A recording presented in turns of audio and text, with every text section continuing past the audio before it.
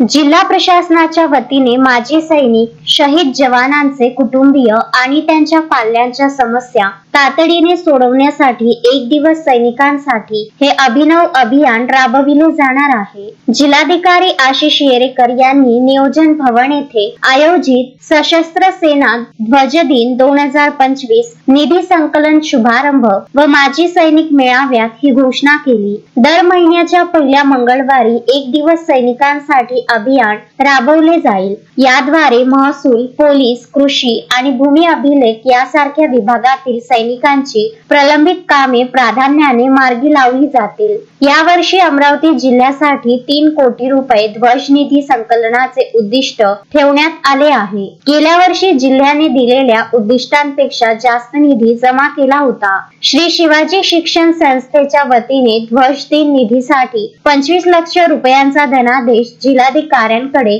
सुपूर्द करण्यात आला। कार्यक्रमात वीर माता, वीर पत्नी आणि माजी सैनिकांच्या गुणवंत पाल्यांना विशेष पुरस्कार देऊन सन्मानित करण्यात आले। यावेळी राज्य उत्पादन शुल्क अधीक्षक शशिकांत गजरे, जिल्हा सैनिक अधिकारी आनंद पाथरकर आणि इतर मान्यवर उपस्थित होते। सैनिक बांधवांनी आपल्या तक्रारी जिल्हा सैनिक कल्याण कार्यालयात नोंदवाव्यात असे आवाहनही जिल्हाधिकाऱ्यांनी यावेळी केले। Vidarbha news bureau, Amravati.